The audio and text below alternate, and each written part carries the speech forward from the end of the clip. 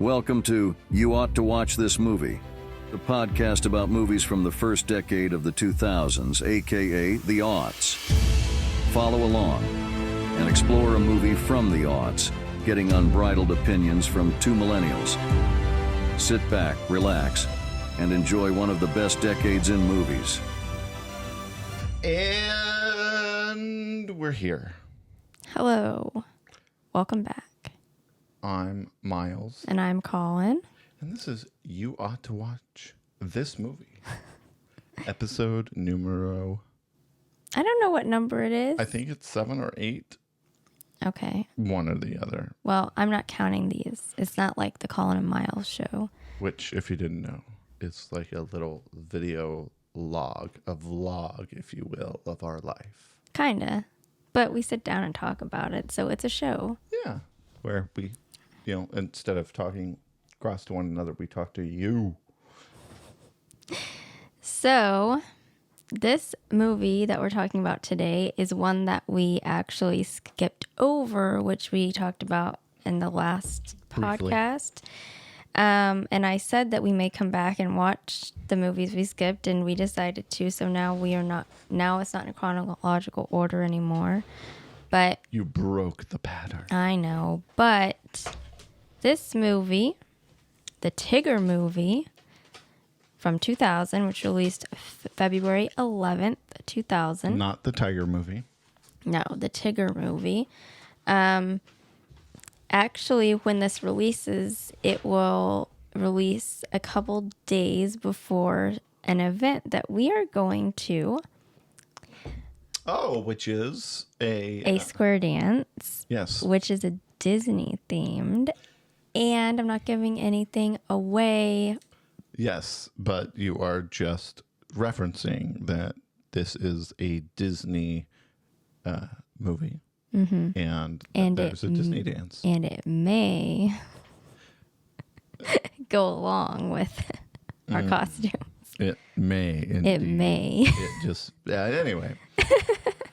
So, but yes, we square dance. I don't know if we've mentioned that before. Not on the podcast. Yeah, but given that you're listening and you should probably know who is speaking, we are also square dancers.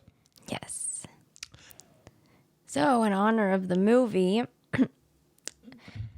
I brought my Pooh Bear mug and a Pooh Bear shirt, which I know this is the Tigger Movie, but I am a Pooh Bear fan. But my mom is a Tigger fan, and so she will be happy that we are talking about this movie. Yes, she is very much so a Tigger fan.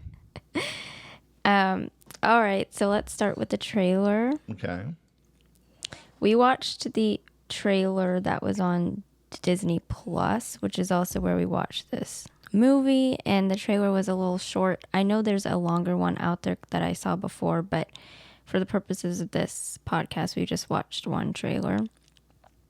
There was a pop song in the background, which we looked up later, and it is the Semi-Charmed Life by Third Eye Blind. So essentially, a regular person. What do you mean a regular person? Well, if they're blind in the third eye, they only have two. Okay. Or it could be your intuition's off, since their third eye is like your intuition. But Well, you see, I didn't think that, deep into it, but you're probably right. anyway, so there was a pop song. I do not think this trailer had a voiceover, but it did have Tigger talking in the background. So for all intents and purposes, it had a Tigger over. Yes. And also, we didn't really need to watch the trailer because we had already planned that we were going to watch this movie, but For the purposes of structuring this show, unlike a certain number of other podcasts, Rockville, or lack thereof that they have. But yes, give your overview of the trailer. that is everything I had. Oh, okay. So here's what I wrote. Although I didn't watch Pooh Bear or read much about the 100 Acre Wood, I have a deep appreciation for child storytelling with this trailer. It seemed... sorry, there should be a period in there, for child storytelling. With this trailer, it seems to capture a fun-spirited energy around the concept of community that any age can resonate with. Is that all? Yeah. Oh, okay. Well, that's good. So, spoiler alert, if you haven't watched it, go to Disney Plus and watch it before you listen to the rest of this. So that way we don't spoil the wonders of the Tigger movie. Yeah. And this is like the first kids movie we've watched for this podcast. And of course, it's rated G. And Actually rated G. yes. And it's not like we are going to watch like a ton of kids movies, but it's Pooh Bear and his friends. We have to. We can't skip past that. And I was actually, I wasn't excited at first, but when we started watching it, I was like, oh, okay, I'm really excited to talk about this. Did you watch a lot of Winnie the Pooh growing up? Yes. Okay. And there was a TV show on the Disney Channel called The New Adventures of Winnie the Pooh. The New Adventures of Winnie the Pooh. Okay. And so they were like half hour, I think, or maybe 15 minutes.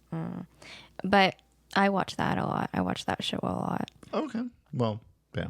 I don't remember watching it. I do remember a movie at my great grandmother's house that we used to watch, and it wasn't Pooh Bear or any like 100 Acre Wood, but it was about a rabbit in a forest, and it was a cartoon, but I can't remember what it was, and it's driving me up a wall. Well, that's what the internet's for. Yeah, well, I just thought of it. So yes, I've been a Pooh Bear fan for a long time. Would you say that you're a Pooh Bear fan because of his meal plan or because of his shenanigans? Well, I don't know why I liked him as a kid. I just remember when I was a kid, I thought you had to have a favorite, like, of everything. So, like, my favorite Disney character was Pooh Bear. My favorite Star Trek character was Data. Like, all these different things. Ooh, I thought you had to let's have ask a favorite. Spicy question then. Do you have a favorite cat right now? No, I said when I was a kid, I used to think Well, you're that. still a kid. I'm not. Yeah, you are. Well, I don't think that anymore. But anyway, and then I remember, we're getting off topic, but when we went to Disneyland when I was 7, and we met like Pooh Bear and possibly Tigger. I can't remember, but I know Pooh was there, and I told him that he was my favorite character, and the costume person was like, it was funny. That's pretty good. Those impactful moments as a child. Yeah. So the next segment we usually do is actors we know. Well, that's kind of not applicable because there weren't really actors as far Just as like that we voices. see in other things. But I did have some fun facts about What do you got? Jim the Cummings. voice of Is it Jim? Jim Cummings plays the voice of both Pooh Bear and Tigger in this movie. Oh, actually, well, I'll come back to it. Yes, we have to do the summary, but I'll come back to it. Okay. So Jim Cummings does the voice of Pooh Bear and Tigger, and he's been playing the voice of Pooh Bear since 1988, and he has been playing the voice of Tigger since 1989. Who was doing the voice before, I wonder? No, well, I can tell you in a sec. In 1989, up until this movie, he and this other guy, Paul Winchell, were alternating Tigger, but they picked Jim Cummings for this movie because they liked his voice better. Oh, ooh, man. Spicy meets the ball. That's some drama right there. I guess, probably. And then Do you there was... imagine that the Paul guy went, like left, like speaking under his breath as Tigger, like, these guys don't know. I know, but it's not like they could alternate one person in the same movie. Yeah, I can imagine. For like a TV show, probably like they alternated episodes on that TV show I told you about. There was a movie in 1977 called The Many Adventures of Winnie the Pooh. We're talking about M-I-N-I, not M-I-N-N-I-E. M-A-N-Y. Many. Many Adventures of Winnie the Pooh. I was wrong on both accounts. And the person who played the voice of Pooh Bear in that movie was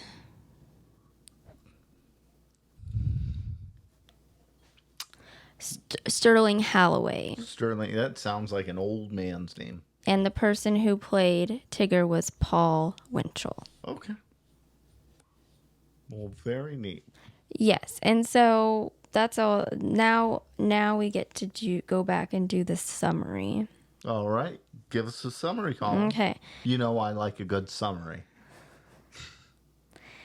Tigger searches for his family, not realizing he already has a family right there in the 100 Acre Wood. His friends. That's a decent summary. It pretty much gave up the entire premise of the movie, but people should have watched it before they listened to the podcast. So it's not like oh, sorry.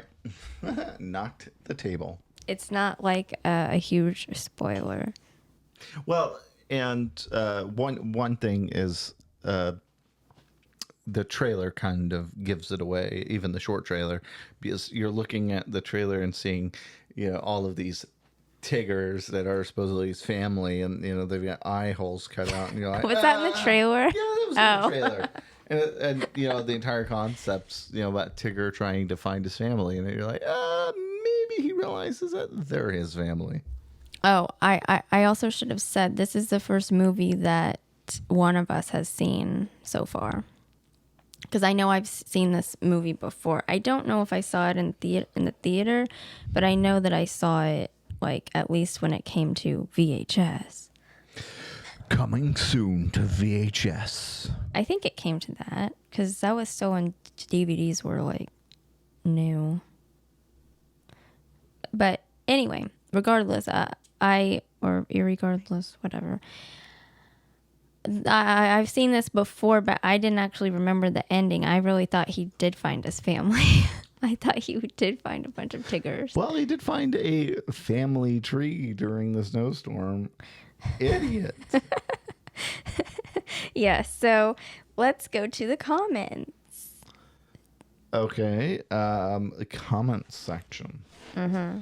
All right, comment here from Miles. Like I'm reading comments off of a video, but they're actually just my notes. It starts as a live action setting, which is neat. I like that. It's like there's a realism to the Winnie Pooh and friend stuffed animals, Mm-hmm. and then they go to the storybook and then Mm-hmm. start telling the story. I wish that they would have ended the same way. Oh.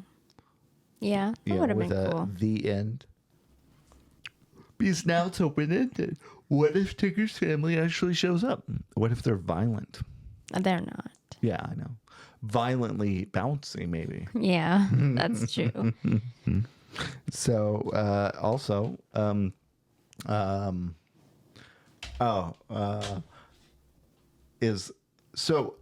the entire 100 Acre Wood family and friends and even Christopher Robin are from England. And so it only is appropriate that Tigger goes, "Hello, you blokes." I thought that was so funny. I was like, he said blokes. And how they're like, hello. Hello. Hello. With an A. Yeah. All right. Eeyore's new house commentary is Eeyore. Other than that, it's a dream house. Yeah. And like in one sense, so they destroy his house and rebuild him a new one that is, like less than par. it's crappy at best. And, he goes in, not as much room as the other one. And there's a draft. And it's like, okay. But it'll do. I thought that was a valuable lesson of, appreciating things, right? No matter what, because I don't know why I always like resonate to Eeyore. Okay, I'll just stay here. It's like he's such a downtrodden guy. Like, well, nothing exciting's gonna happen to me. I think it's that he's just accepted that he has really bad luck, and he's just, it's reluctant acceptance, and so he's gloomy. Yeah, gloomy. Yeah. But that concludes the commentary by Miles. Okay. Well, my comments are the first scene with Pooh Bear with Tigger bouncing into Pooh Bear's house and pouncing on him. It resembles the first scene from that 1977 movie I was just talking to you about. I wonder if they use the same animations.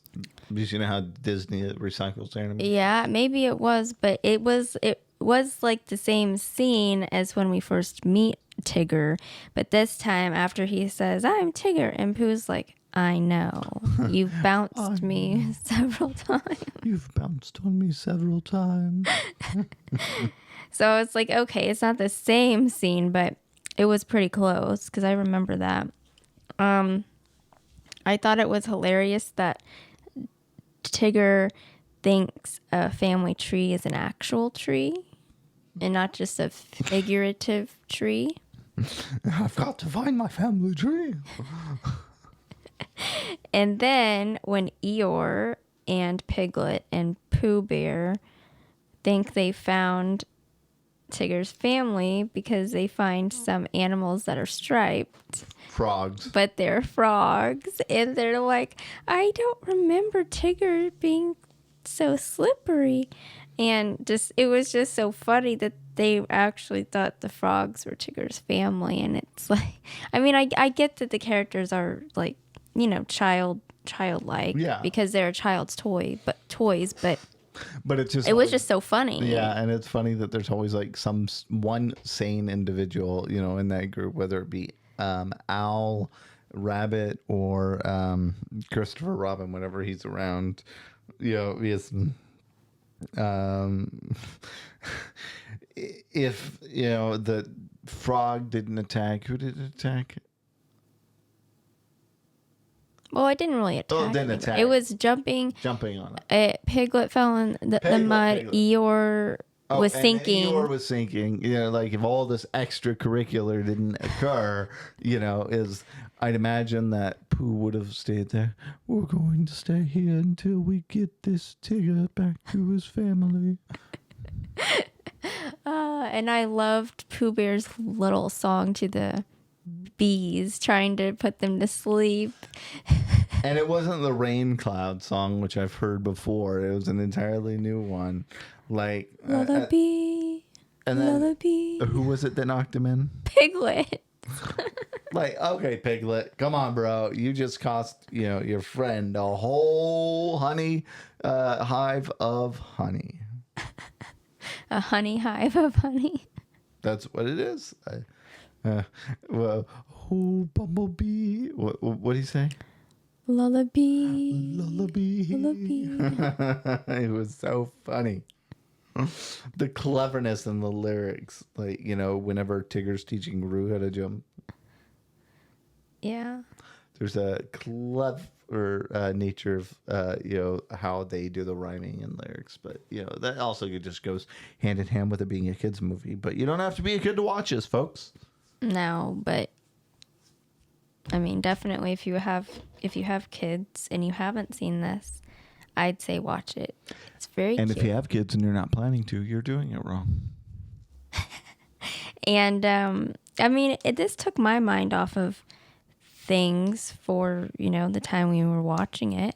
And it just brought back nice memories of being a kid. Lullaby. Lullaby for bees. Oh my gosh.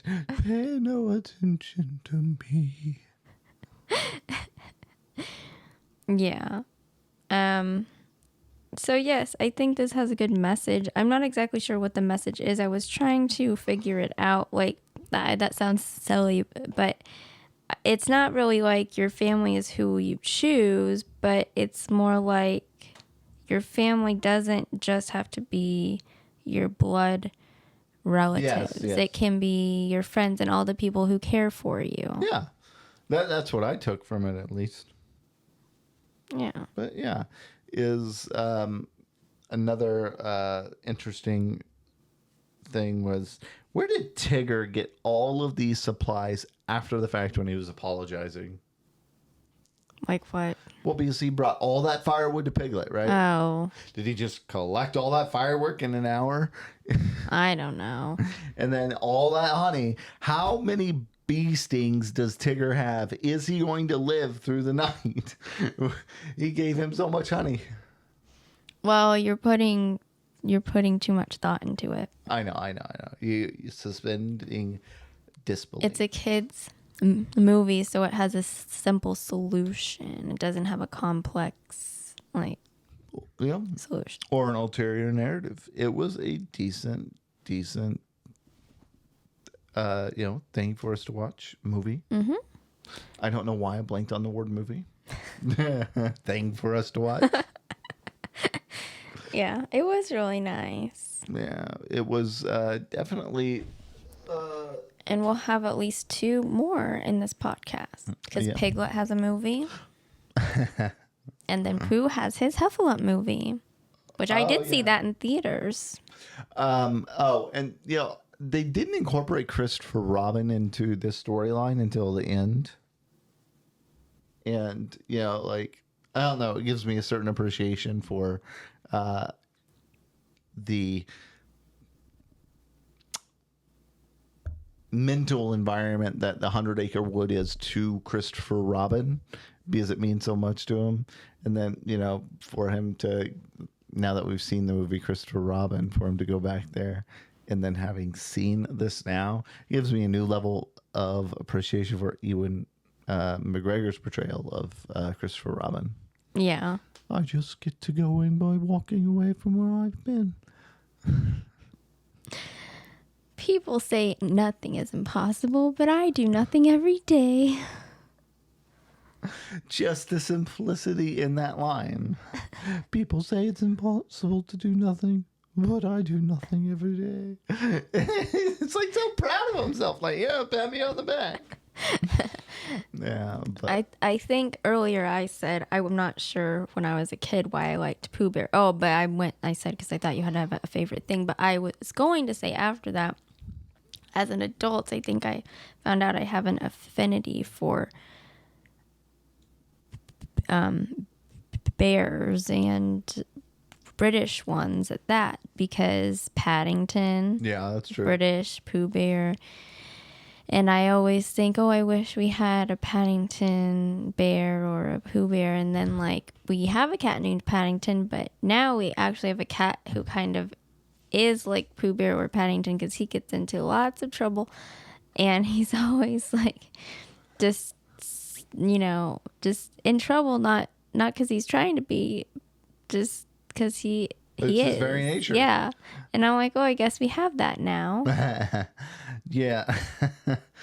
Good old Percy Smokehouse Big Paw Jackson. I ran into the mic there.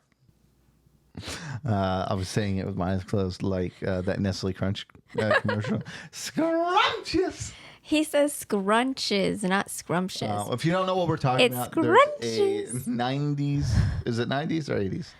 I think it's 9. 80s, early 90s. Yeah. Nestle Crunch commercial where, it is hands down the best chocolate bar commercial ever, right? You've got this kid, they're scrumptious. That's why I like Nestle Crunch. It's ridiculous. Anyway. All right. So what would you grade this? Taking into account the flexibility and the tandem that you carry over from the 5 to get the sum proponent of all existing, I would give it a 95. Really? Yeah. Oh, I gave it a 93. Yeah. I give it a 95 just in addition to everything else, but just the sentiment around Pooh Bear and, Tigger. I think I gave it a 93 because I still wanted to see his family, and I was disappointed. But no, I was trying. It was hard to grade it because these are the highest grades that we've given. And it's like an offshoot of the typical, I'd imagine, mainstream genre of films that we're going to be reviewing. Yes, because like we already said, we're not going to watch tons of kids movies, but we will watch. You may not. Well, I mean for the podcast, but we're going to watch some, and especially the Pooh Bear ones. But I didn't know how to grade it, so I settled on a 93. Okay. Well, that's a good grade. I think that this was an excellent movie. I think everyone should watch it at least once in their life and with your children. If they have never watched it, you'll learn how to do the alley-oop, the loop-de-loop. What's the last part? The alley... Loop-de-loop. Wait, is the alley-dooper? No, it's alley-ooper at the end. Alley-ooper... Yeah, stand by. We're finding out what it is. Is just what do you got?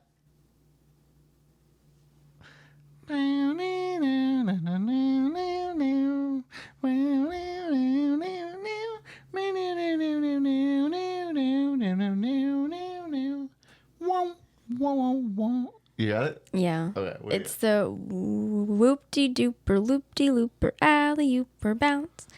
Whoop-de-dooper. God, that is such a mouthful. I'm gonna let you do it. Loop-de-looper, alley-ooper, bounce. Okay.